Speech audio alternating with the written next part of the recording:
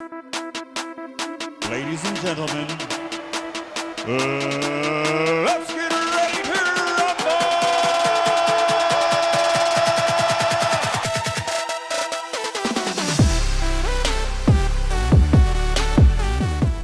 Hello everyone, this is Sekou Clark coming to you with the first episode of the Crown Me Now podcast.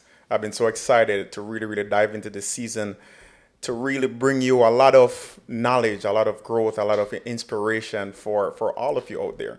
So as we discussed in the first video, this podcast is really about the entrepreneur in you, the success, overcoming, and the stories of what will get you from point A to point B and from point B to point C.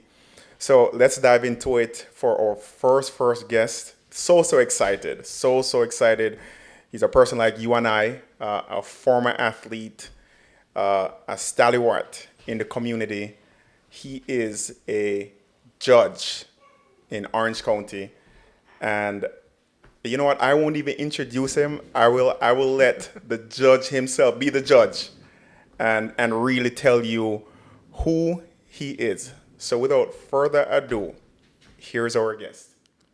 All right, this is Judge Andrew Bain. I'm on the Crown Me Now podcast, and I'm an Orange County judge. I'm one of two African-American male judges on the bench, and I love serving you all, the people are here in Orange County. So I'm ready to get started. Awesome. All right, so Judge Bain, how long have you been in Orange County, the Orlando area? About 12 years now. 12 years? Yeah. Where were you born and raised? Like, give us that background. So I was born and raised in Broward County, which is in Fort Lauderdale area. Okay. I grew up in the city, Lauderdale Lakes. Okay. And which is mostly a minority, African American, Caribbean, Jamaican, Trinidadian, Haitian, Guyanese. So there's a lot of different melting pots of different types of people in that area. All right, so this is a serious question on this podcast. I mean, you said you grew up with Jamaicans and Caribbean. Do you say rice and peas or peas and rice? Rice and peas. All right. So, but the Bahamian in me would say you may say pigeon, peas, and rice. Okay, but you said rice and peas first, so yeah. So the podcast can continue. Yeah. All right. Yeah. If I'm in a Jamaican restaurant, we're ordering rice and peas. If I'm at a Bahamian restaurant, I'm going to crack conch and pigeon, peas, and rice. Okay. All right. So do you go curry goat or curry chicken? Curry goat. Okay, there you go. Do you do goat soup? I do goat soup. All right. Okay. Goat soup, yeah. All right. So, so you grew up in an area of huge diversity, right? Yes. Where did you go to high school? I started at a school in Nova, which is in Davie, and then I transferred to Blanche Ely, which is in Pompano Beach. Okay. And a little bird told me that you were a football player. Yeah. Well, not a little bird, but. All right. So, where did football start from for you? Football started in 9th grade because I was too big to play Pop Warner. Oh yeah. Yeah, so I was much too large of a man, a young child. Yeah. To play Pop Warner football. Okay. I would have probably been paying which is I think in Broward County at the time, 150 pounds was the heaviest you can play. Yeah. And I've probably been playing that in 4th grade with kids that are 14 years old. Wow. So I never met an age or weight restriction, so I got stuck playing baseball, basketball. I tried some soccer, but that wasn't my best sport either. But yeah. But I played any other sport we could run around the streets and play. Okay, and all right. So, where did football take you from high school? Football took me to the University of Miami on a Wow. full ride. Okay. Well, I'm a Gator, so we're cool. Yeah, we're good. We're cool. Just never lost to you guys. Yeah. Undefeated. Actually. I'm undefeated. Yeah, you're right. You're right. Yeah, you're right. I cannot dispute that or say anything at all about that. Yeah.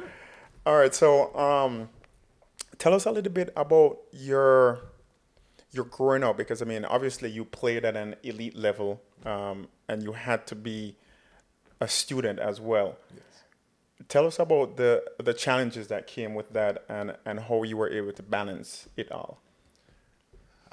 I have no idea. I mean, other than like a lot of prayer and, Yeah. and trying to be patient. Because when I was especially when I was in high school, it was crazy. I was playing at a high level of football, so I meant a lot of football camps and All-American list and those kind of things like that. We ended up winning a state championship my senior year Nice. Which year was that? in 2003. Well, 2002, I guess you would call it, because it was my senior year. So 2002, we won a state championship in 5A football. Okay. And so, but I also was an honor student. I was in a science magnet program at Blanchard. Wow. So it was a lot of 4-hour sleeping days. Yeah. A lot of 3-4 hour sleeping. Then you're up, catching the bus to school, studying for AP classes and those kind of things like that. It was just a big sprint. But my parents, football was important, but education was really the most thing that nobody could take away from you. Okay. Football actually maybe will take it away from you now, that we know now. Yes. But, True.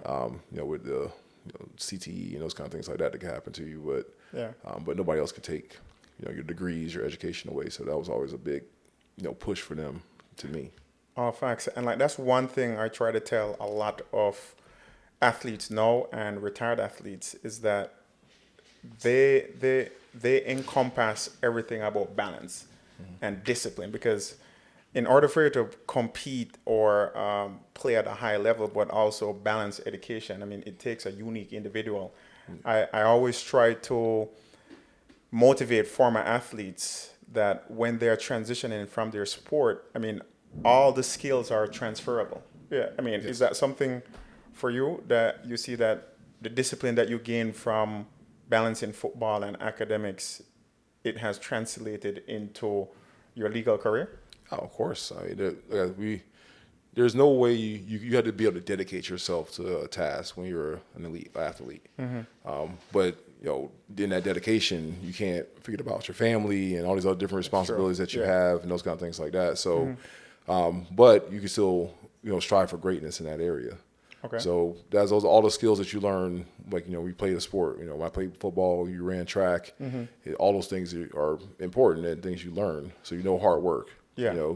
Discipline. Persistence and endurance and like reaching a goal. Yes. Each half a tenth of a second for you and for me, it was how I'm a little bit faster, how I'm a little bit stronger I can be, how much, what new skill can I add to my game to give myself an advantage. Those two things are all things that help us, your next level. So like when both of us are attorneys, when I came into the law, I didn't have a law background. So I had to learn a lot of new skills, a lot of new things that were unnatural to me. But with time, discipline, patience, you can master it. Absolutely. And that's all the same skills that I learned playing football.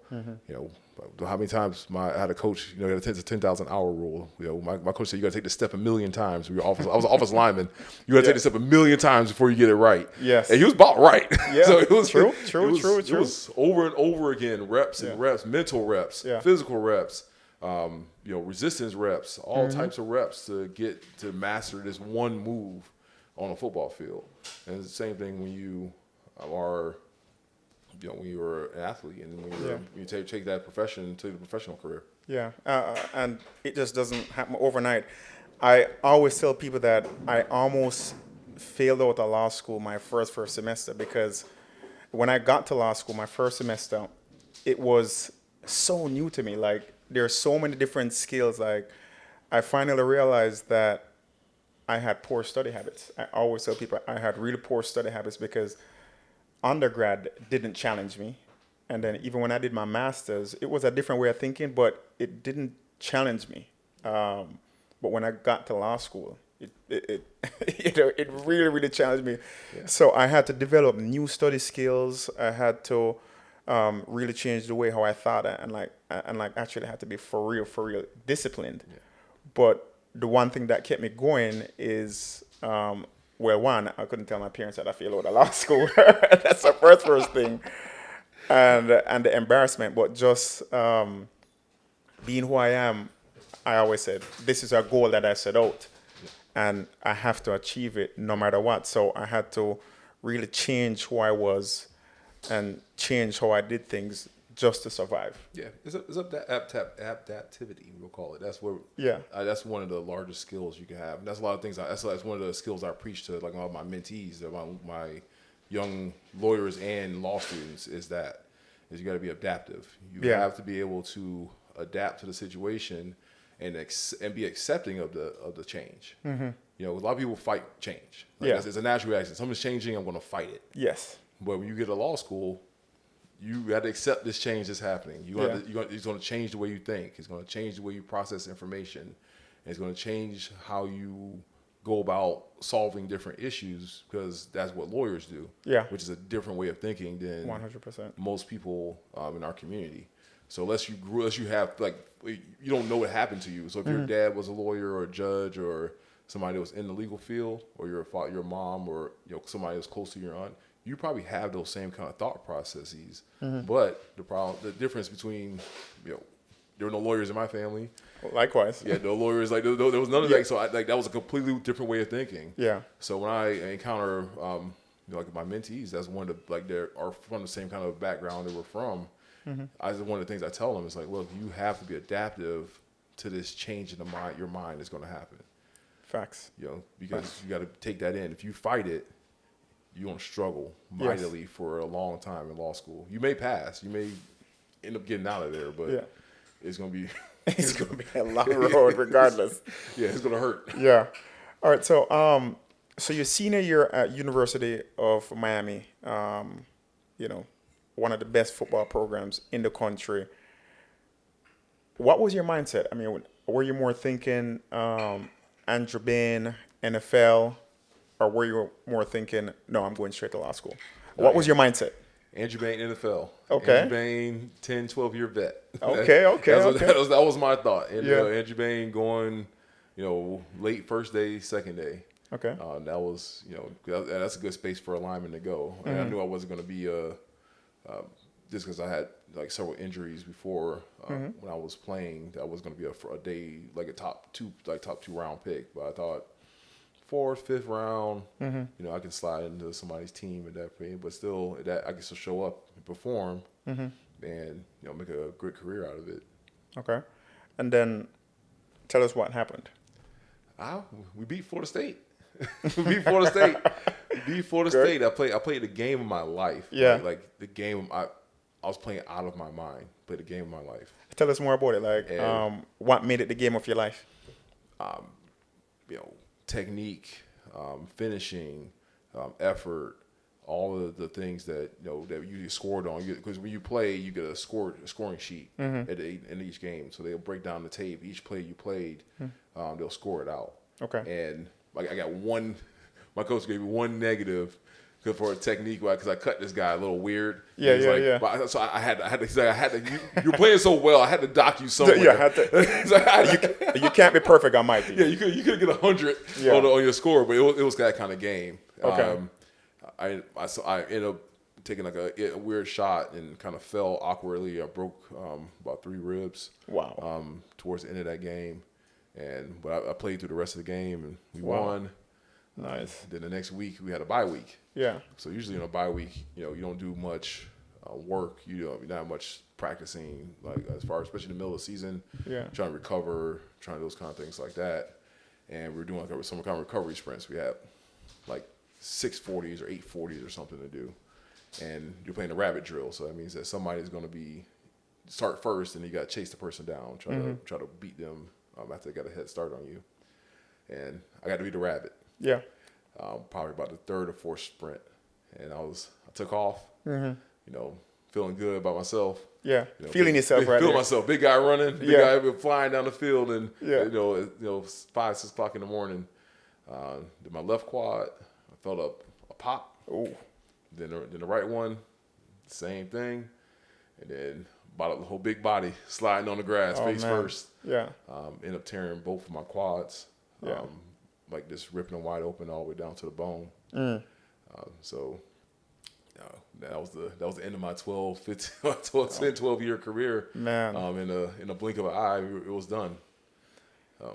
How did that make you feel about you? Because I realized a lot of athletes, a big problem that they face is they only identify as an athlete. So when the sport is taken away, like they're lost. Right. So you got injured. Who was Andrew Bain at that point? I mean, did you have identity issues? At that moment, Andrew Bain was hurt. You know, Andrew Bain was hurt both physically, emotionally, spiritually. Yeah. Because you know God gave me this gift. Yeah. You know, this gift, this ability to do something, and then took it away. Did you feel like you were forsaken? I don't think I've ever reached a point of feeling completely forsaken. That's good. But you know, you start questioning. You know, you start questioning like, it's like, God, you brought me through all of this. You know, two shoulder surgeries. You know, a broken ankle. You know, broken like bones in my feet. You know, it's taking cortisone shots. You know, my feet so I can play every week. You know, those kind of things like that. You brought me through all of that to bring me to this one point where, you know, I was at the top. Yeah. And to say, no more. I need you to go somewhere else. That's a hard pill to swallow. It's a hard pill to swallow. But I was married at the time. Yes. I got married right before the beginning of my senior year. Yeah. So for me, my identities were always at that point where I need to switch to husband and, you know, man of faith. So those are the two roles that I need to make sure that I'm securing at that point. Yeah. And then see if God's going to give me the football back. And I mean, that's what I tried to do. I mean, I ended up getting picked up by the New York Giants at the end of the draft. Got an opportunity to at least have a shot somewhat up there. Yeah. In 08. But then, you know, I went from almost a sub 540 guy to, you know, a 535 guy. Got you. Which is a dramatic difference in speed. Hold on. So what's your best 40? Best 40 I ever ran was 4.97. Wow. Folks, so I mean, think about 4.97 at 6'3", 6'4", 320. About 320. That. Yeah. So that's rolling. That's rolling. Yeah, and I was a pulling guard, so I used to come moving around that corner. Coming off that edge. Yeah, coming off that edge. I used to be able to move around that edge. Yeah. So we ran because I mean, even in high school we ran the wing T, so I was a flying guard back there, and you know, just you know, every injury took a little bit off, and then you know, even by the time I was my senior year, I was still a 5'05", 5'09" kind of guy. Gotcha. Before, you know, the last injury that kind of took it away. Dramatically slowed me down. You try to chase linebackers in the league, you know, they're fast. Yes. Everybody's super fast. Everybody's good. Yeah, everybody's really good. Everybody's super good. Fast. All right, so you were playing the best at your best. You got with the Giants, and then you made another pivot. Yeah. Right? And what was that pivot? Law. Law was the pivot. Law, because when we were a student athlete, you know, you get your schedule set for you by your advisors and those kind of things. So I had an advisor in my, second or third year at Miami that was like, hey, you should take this business law class. I was like, I was a psychology major at the time. Like, what does business law have anything to do with what I'm studying right now? Yeah. So I think you'll like it, you'll love it. I think you can get a minor out of it. You know, you only take like 3 classes. I think you can get a minor. So I'm like, you know, something on the resume. Let's do it. Okay. So took the class. I met my professor there. John Del Gloria is his name, and he's like one of my mentors to today. And I just fell in love with the law. Nice. You know, I fell in love with everything the law represents. Like, you know, the law represents.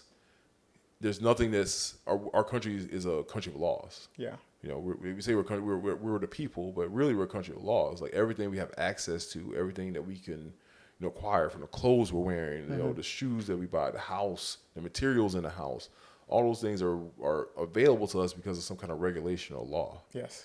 So to me, that was, you know, mind blowing. Yeah. You know, from a kid from when there was a place where there was no lawyers and hardly any professionals to, you thinking of like going to school in Coral Gables. Yeah. And now, I'm being introduced to this field that I didn't even knew exist.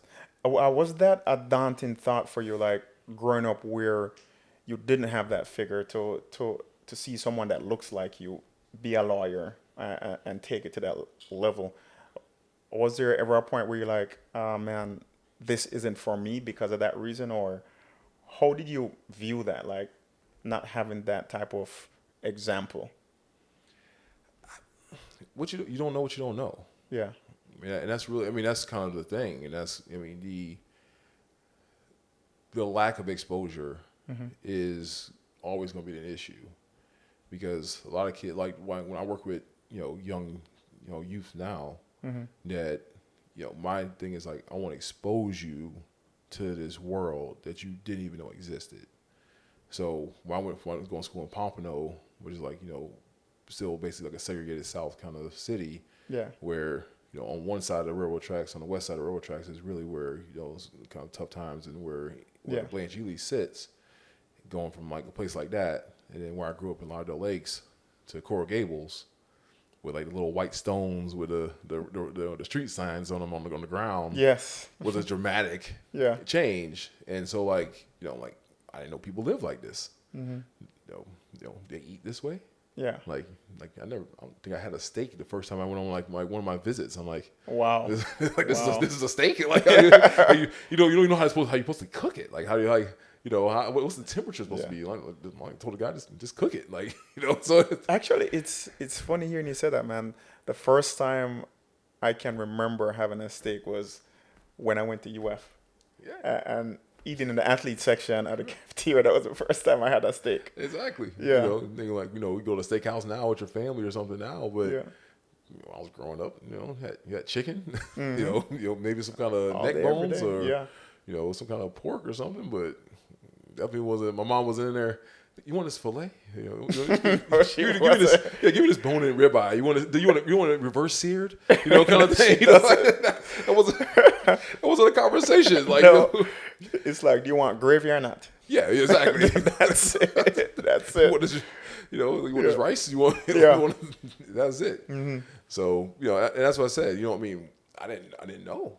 I just didn't know. Think about you took American history, you took a history class in school, but to actually put that history into reality is a completely different thing. To actually be exposed to that history, like those like the people and the situations, and also it's the same thing. You can read it on a piece of paper, but to experience it is a different thing. So so this opportunity. So I didn't know what I didn't know. So I didn't have anybody to look up to in that sense, because my goals were to be kind of like my dad. My dad had a interest in mental health at the time. Yeah. He ended up being a mental health, like getting his master's in mental health counseling while I was in undergrad.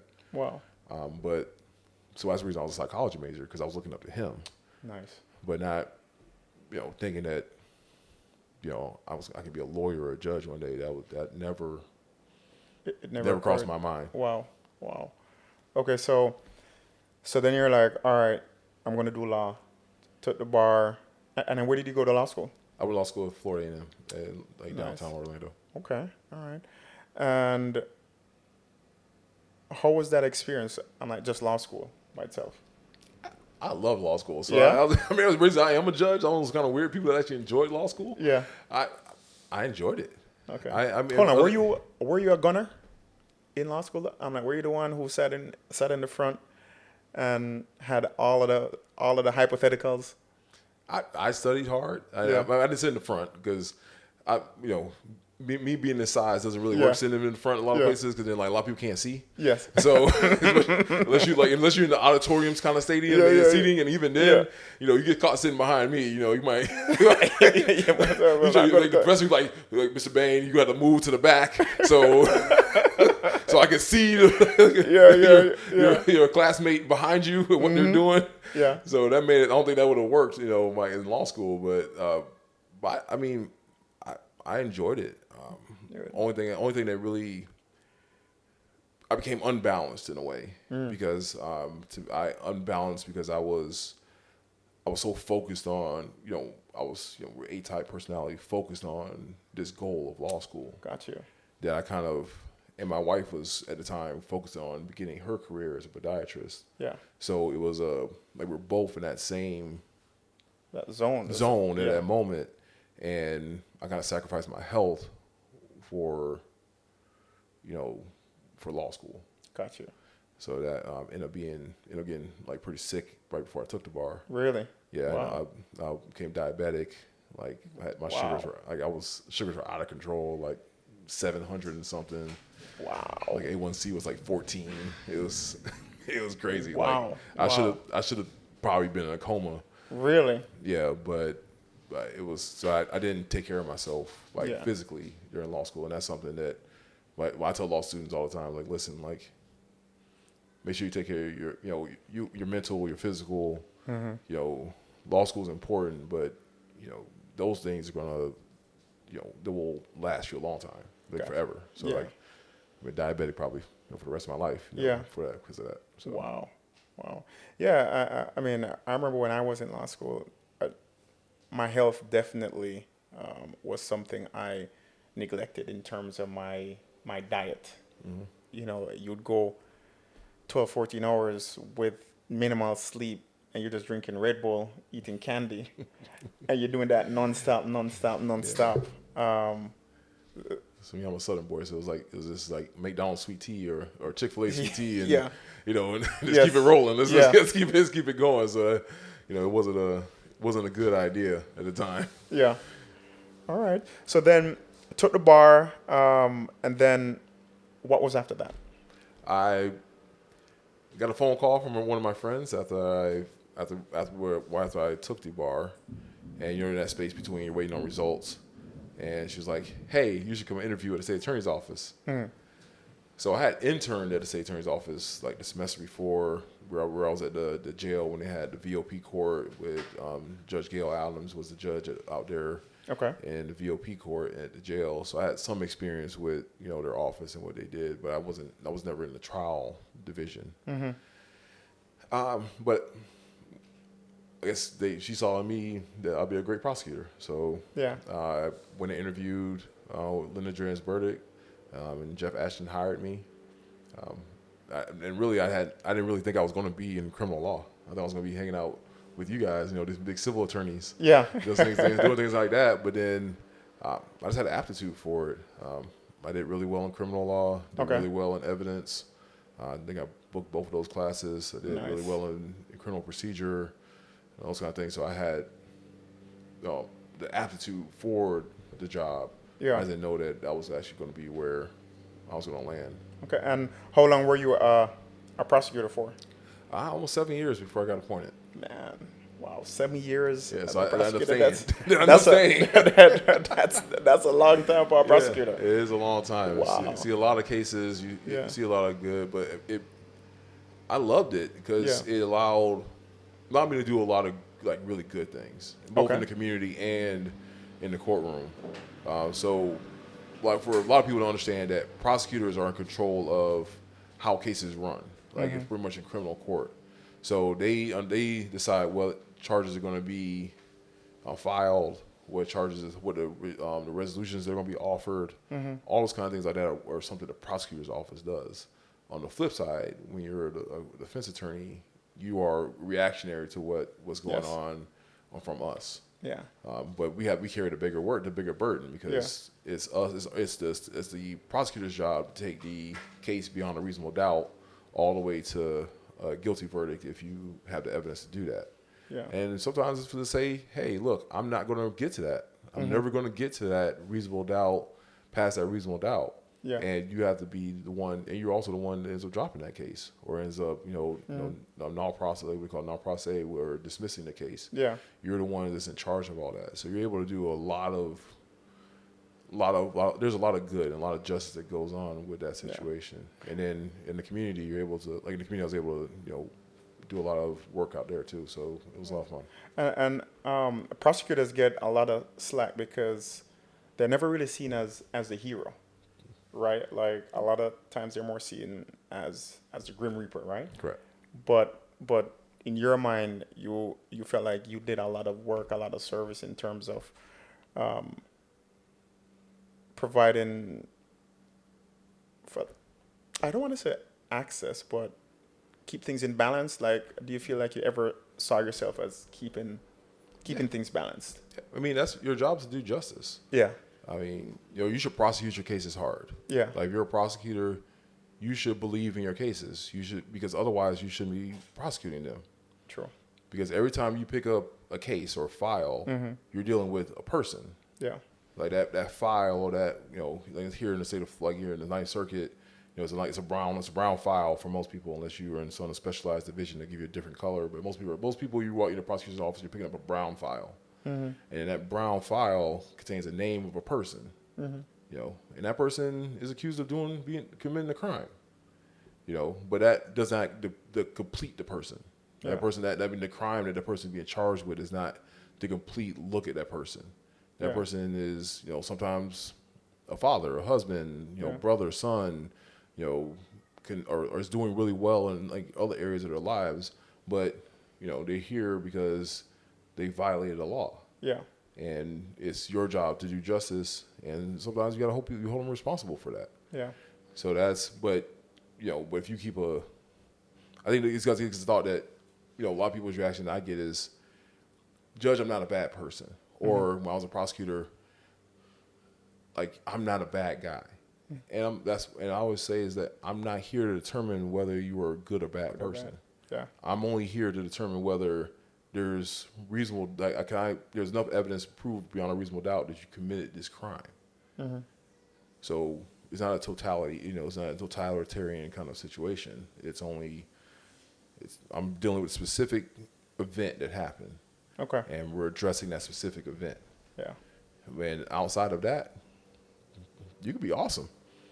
Sure. we could play spades together, or cook out and things like that. Yeah. But right now we got to talk about what happened here. Yeah. So we got to focus on what happened here, and then outside, then we sentencing is a different situation, and that's up to the judge at that point. Okay.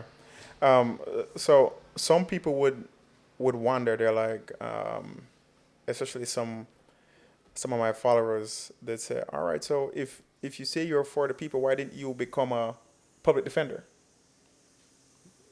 Because for the same reasons that I just talked about. If I was a public defender, to me, the public defenders, they do have really important jobs. They're here to while I was a prosecutor, hold me accountable to make sure that I'm doing my job properly. It's a checks and balance situation. Yeah. But for me, I'd rather be on the first end. Yes. Because most of the public defenders don't see the case, don't see all the things that I would see on the prosecution side. That's so true. So when I built the case and then made a decision to dismiss it or not file on it or to file on it, that's all based on the work and the things that I did to make sure that the case was ready to be filed, or to say that, hey, I did all the interviews, I collected all the evidence, I've reviewed all the evidence, and now we're not going to file on the case. Yeah. Because otherwise you're dependent on that person, the prosecutor. Yeah. Did their job properly. True. If you're on the defense side, you're hoping that they did their job properly, but now you're trying to attack the case and those kinds of things like that, which is, it's important. It's an important job in our system of justice, very important, crucial part of our job in the system of justice. But for me, I'd rather been making the decision versus the one, trying to change my mind. Correct. I like that. So then, 7 years as a prosecutor, then no judge. Help me understand what made you go to that direction, because a lot of attorneys, after they leave the state attorney's office, they either go to private practice or some of them just stop practicing law altogether because it's so stressful. But you're like, no, I'm going to take it the next step further. Yeah. Right? You continued pushing. So how did you get to that point, that I mean, was it a mindset or was it an opportunity that just presented itself? It more turned out to be an opportunity to present itself. Okay. It was, I say wise people listen to wise counsel. Yeah. So that was one of those kind of situations where back in 2012, Donna Dorer was the lady named Donna Dorer. She passed away right after I got appointed. Okay. Was the alternative dispute resolutions coordinator in Osceola County. Mm-hmm. And I used to do county court mediations there as a mediator. And we built a great friendship. Like she was, Yeah. like, somebody who's like that is a good person. Like, like one person, like you can't find fault with them. Yeah, yeah. Other than she may love you, but she loves you too much. Yes. Like, if she catches you in a corner, like you may end up talking to her for about 3 hours, but Yeah. but but like just a really like just to the core like good person. And she told me, I was like 2012, so that was before I took the bar, before I was in law school. She was like, "You're going to be a judge one day." Wow. And I was like, I thanked her for that, but I'm thinking about, I need to pass the bar, I need Yeah. to graduate law school. She's like thinking way ahead. Like, yeah, you way far ahead. Like, I'm like in this distant future that like I don't even know if it ever's going to come to reality. Yeah. Then you kind of fast, and then obviously I passed the bar, and we talked about that, and then we fast forward to 2019. I'm a part of Phi Alpha Delta, which is a law school fraternity, and I was helping our cherry chapter, which is at FAMU Law School, put on an event there. And I invited some judges that I was close with, and they're kind of helping me they're watching me help them coordinate this event because they were struggling a little bit. Yeah. But they were like, you should be a judge. I'm like right now? Right. Yeah. And they're like, yeah, like right now. And I'm like, okay, what is that? What do you mean? What do I need to do? And like, well, there's an appointment process and there's an application due on Tuesday. So this is a Thursday night. Man. So there's like applications due on Tuesday. So I went home, Jumped looked on it it up, right away, yeah. looked it up, figured out what was going on, what I needed to do.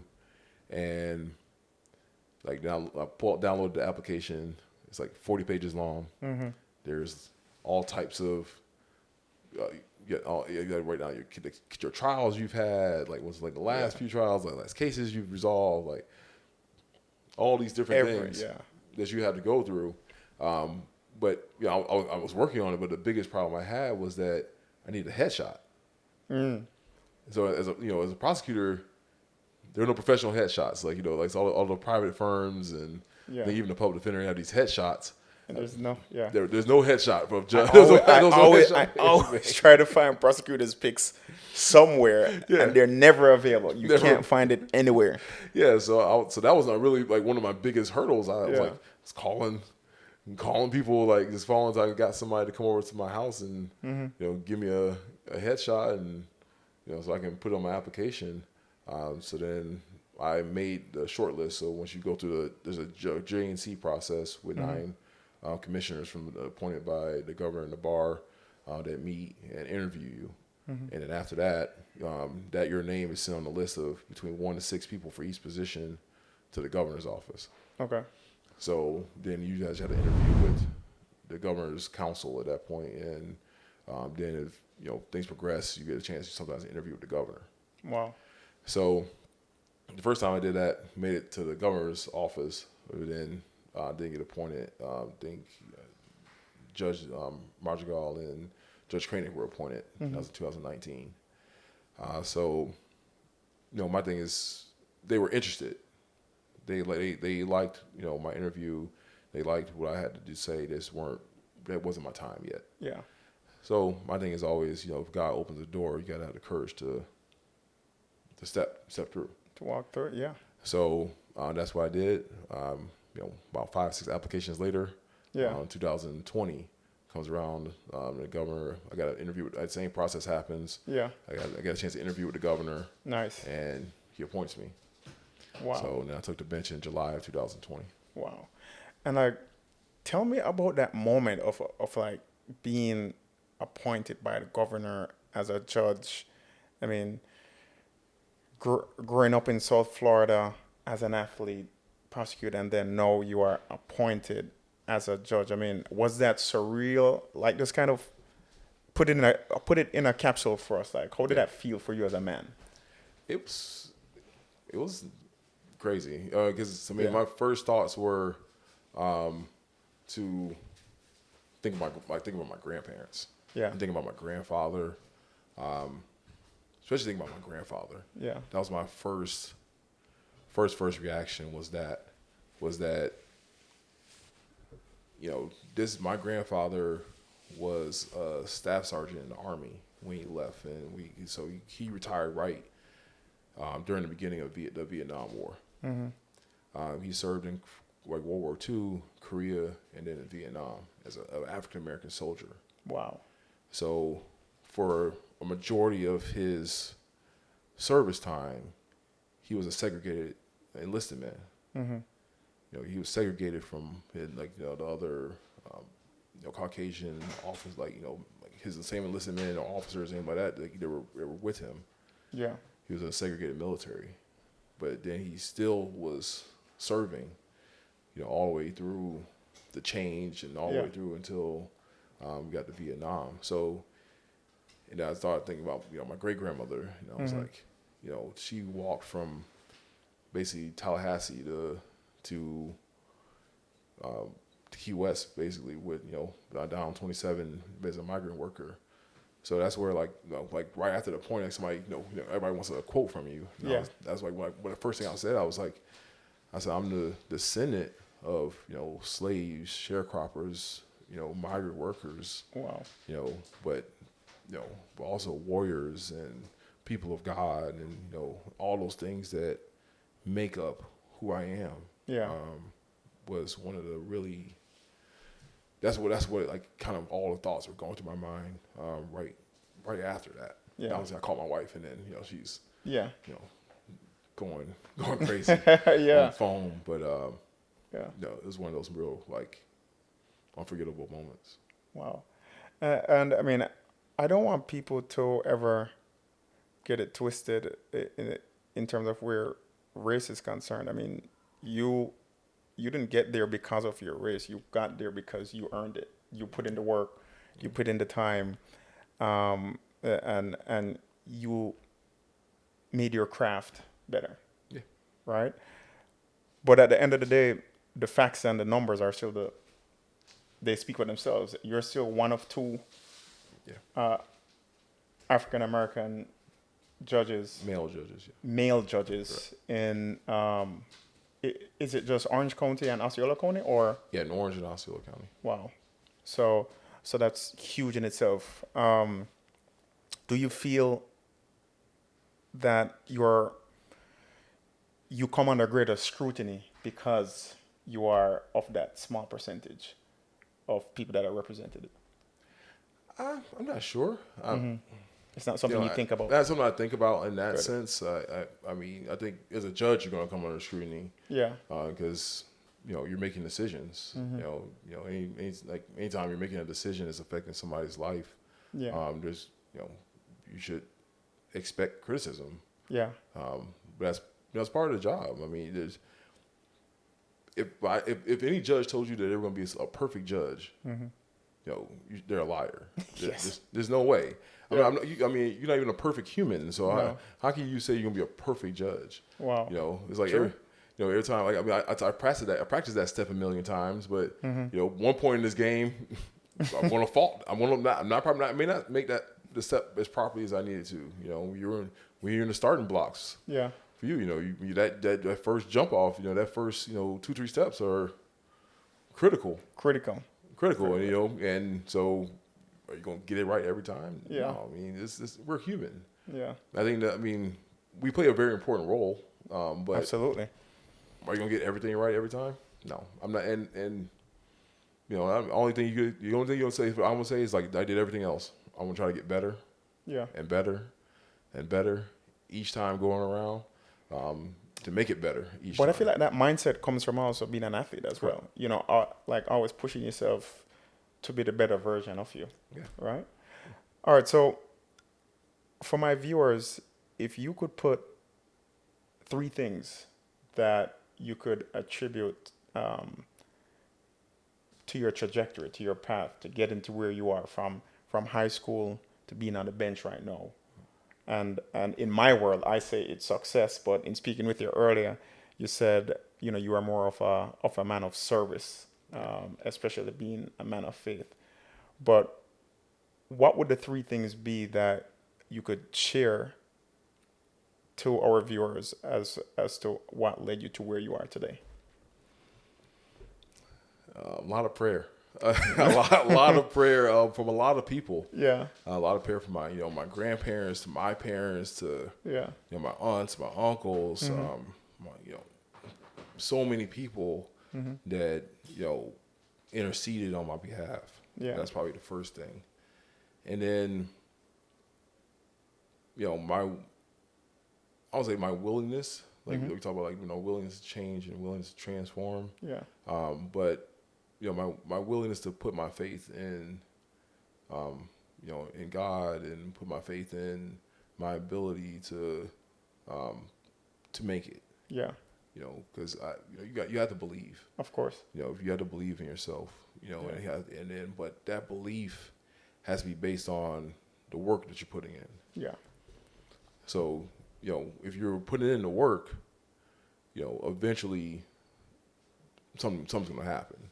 Yeah, it's just and nobody's going to see it. I mean, and that's why everybody sees you now. Yes. Everybody sees okay, well, oh, you're a judge now, but not you weren't with me like saying like there was a prosecutor. You weren't with me at 2:00 in the morning while I'm on the phone with this officer to make sure that I'm going to be able to file this case or not be able to file this case and make sure I have all the information I need. And doing 1,000 trials. Yeah, and doing all of the work and because that's another thing. A lot of people all these trials or something, but trial's a last resort tool. Yes, of course.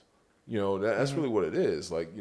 We should, if all is possible, shouldn't have to get to that point. Yeah. We should be able to resolve the issue most likely before that happens. But sometimes we can't resolve the issue, and sometimes some things need to go to trial. Yeah. Some things need to be heard by a jury. Some things are that close where, is a doubt reasonable now? Not. Mm-hmm. And, thank God we have a trial. Yes. We have a jury trial system. Yeah. Think about that. It's think about it. In most parts of the world, they don't have a jury trial system. It's crazy to me. Some undetached person like me up there on the bench making decisions for everybody. That's I don't care That's about scary. that. And then there's an article in the Orlando Sentinel about that now. How the pandemic has highlighted the importance of jury trials. Yeah.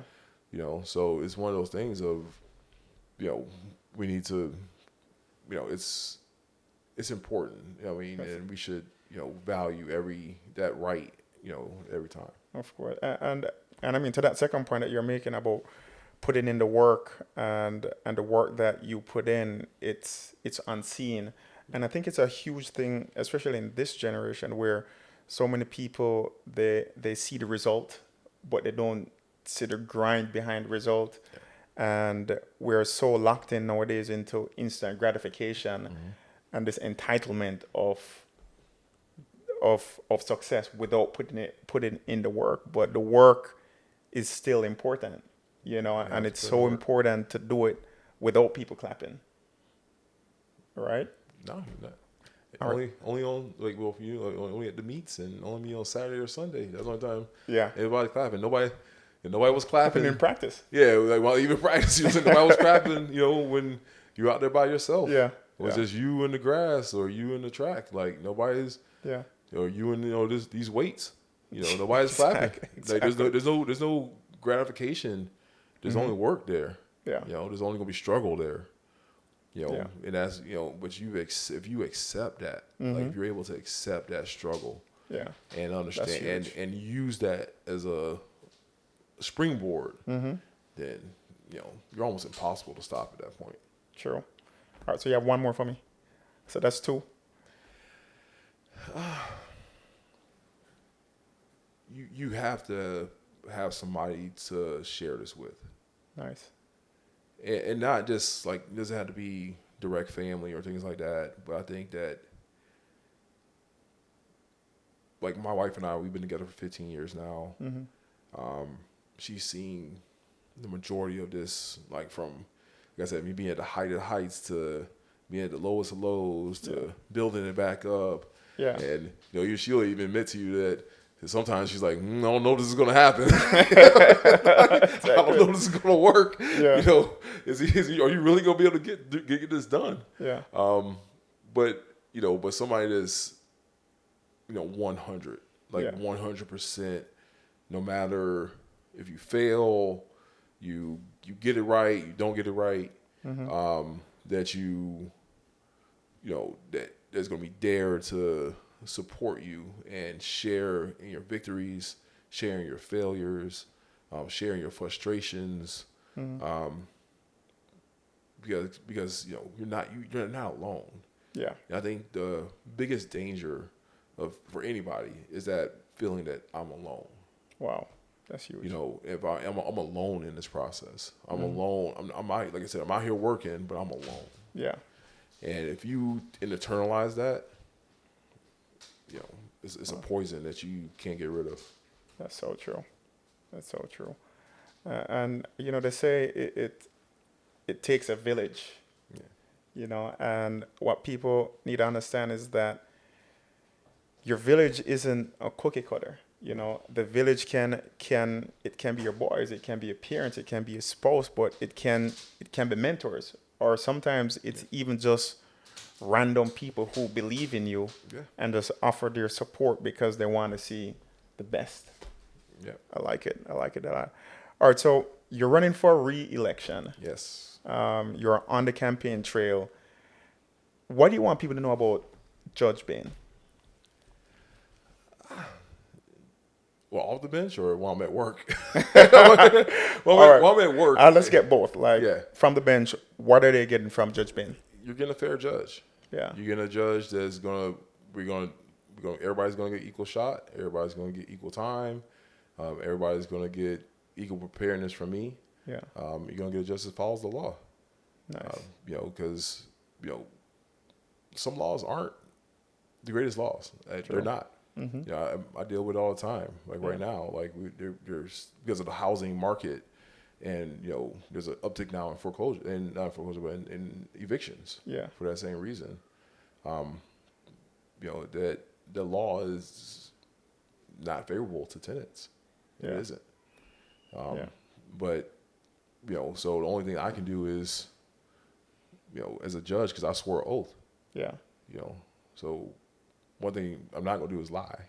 So if I swore an oath to do something, then that's not what I did. I didn't swear an oath to the governor and swear an oath to, these other people or to this other group of people. I swore an oath to everyone, all the Orange County people. Everyone in Orange County swore an oth to uphold the Constitution of the United States and the state of Florida and the laws that we're all governed by.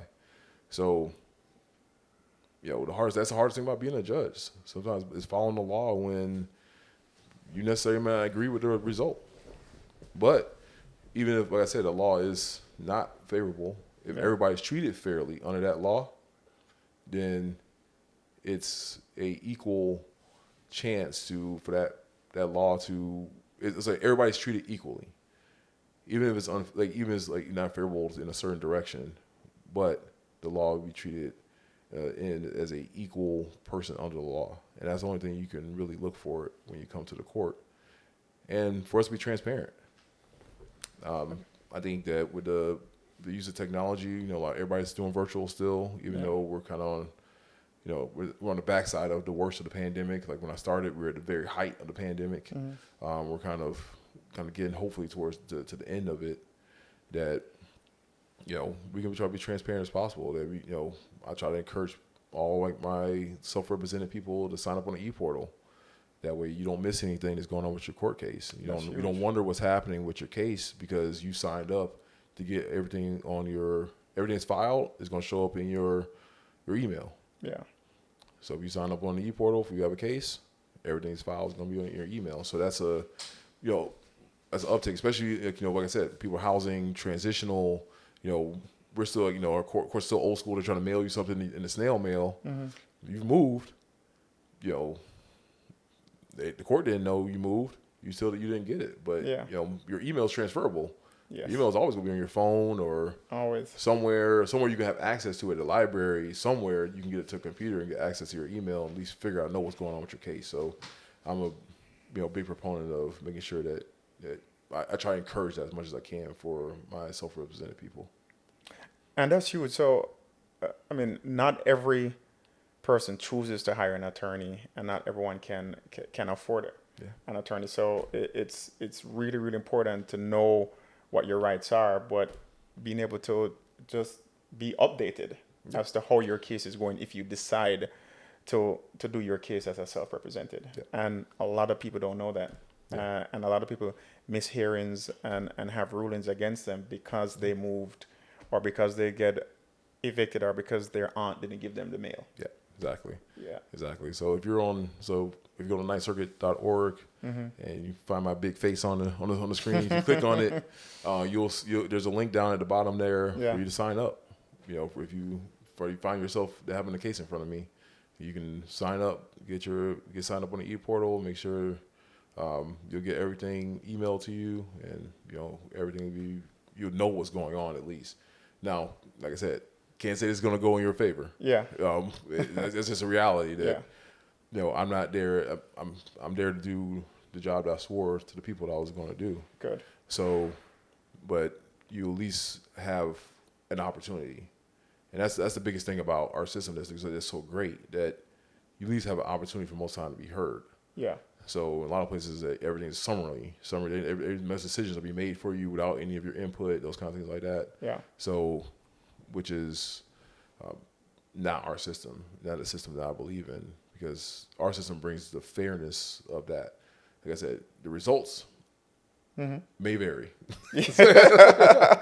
but at least you have an opportunity to be heard. You have an opportunity to fight. At least have an opportunity to say what you want to say, and sometimes you may win. Yeah. I've had self-represented people in there come in there and win. I've never seen it, but I'm sure you've seen more than I have. I deal with. I'm sure you've seen more than I have. Because I'm a county court judge, so Gotcha. Yeah. more like about half of my docket is people that are representing themselves. Yeah. So that's a huge population of people that are in front of me. Yeah. All right. So as we wind down, who's Judge Bain off the bench, outside of the road? Off the bench, my wife's making fun of me earlier. I'm a man of God. I'm deeply involved in my church. I'm an elder there. I love my baby girls. Yeah. A lot of people have seen them. They're actually more famous than me. At this point, they're awesome. I'm so thankful every day that God blessed me with them. And kind of kicking with my wife, man. She's my best friend. She's, we do everything we do a lot of things together, not everything, but we do a lot of things together because we just really enjoy each other. It's not that, I'm obligated to bring my wife wherever I want to go, but we enjoy each other's company. I hope that continues, the next, 50 years or however long God's going to keep us together. But that's, other than that, I'm cooking, hanging out, listening to music, just enjoying all the people that God has put in my life and being really thankful for all of them. Okay. All right. Well, folks, you heard it from here. Judge Andrew Bain. It's been such an inspirational story of growing up in South Florida, being a student athlete, being a prosecutor, and then now on the bench. And it identifies a lot with me, especially being an attorney. But knowing that in a profession where we are not represented, they say black attorneys make up 4%, and then male black attorneys, it's like 2% or 1%. Yeah, it's probably 1.5 or something like that. Yeah, so in an underrepresented profession, it's really inspiring to see someone like you at the pinnacle of the legal profession. So we really appreciate you for coming on. Yeah, thank you for having me. And we'll definitely be following you and supporting you on your campaign trail. I appreciate you guys. All right, and for the Crown Me No segment, we wanted to highlight Prime Minister Mia Mottley, She's the prime minister. Is it prime minister or president? It's prime minister, because I know Barbados, they just became a republic, so they're no longer a part of the Commonwealth. If I need to be corrected, somebody let me know. But that's what I'm thinking. They just became their own republic. I know Jamaica is trying to follow suit. I fully support that, by the way. So Prime Minister Mia Mottley, she just received a major award for her work and her vision as a leader for climate change, which is huge, especially as government in the Caribbean, where climate change isn't something that's on most people's mind. But she also has an incredible plan to have Barbados not be reliant on fossil fuels by 2030. So she's trying to just have clean energy by 2030, which is very aggressive. And I think she needs to be awarded. You know, she needs to have a platform, especially for the Caribbean, because climate change is real.